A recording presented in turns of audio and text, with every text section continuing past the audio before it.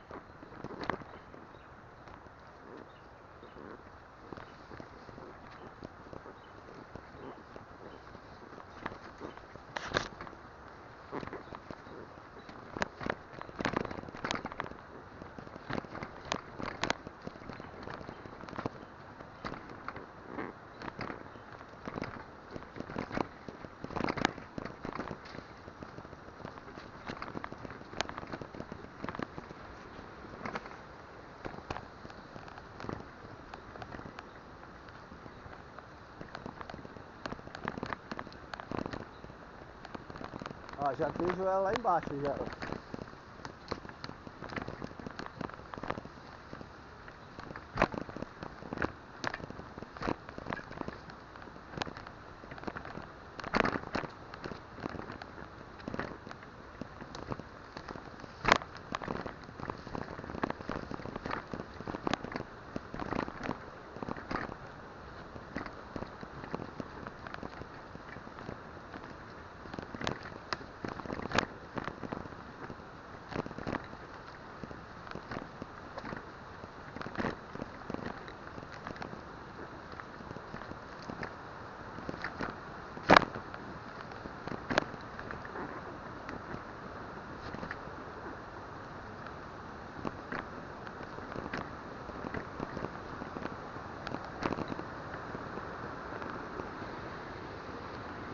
É aqui, ó.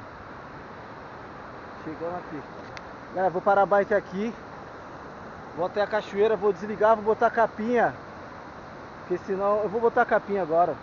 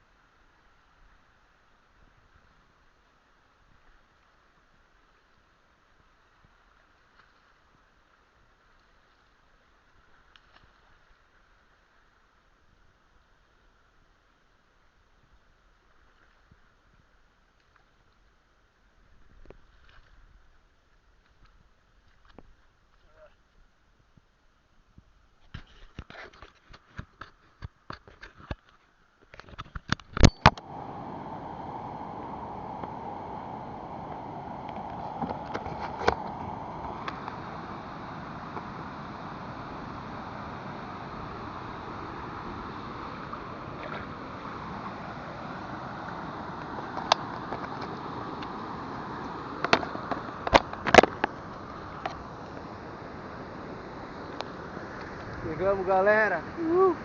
Ó. A água tá fria, tá mês de abril, tá muito frio.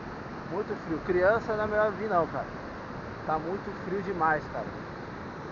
A água tá gelada, gelada, gelada. Tá congelante, aliás. Vou pegar o outro andar ali, ó. Se as vaquinhas deixar, vou até lá. Se gostar do vídeo, deixa o like, compartilhe. Subscreva no canal. Hoje eu vim longe pra filmar. E pra aproveitar também, que eu queria vir.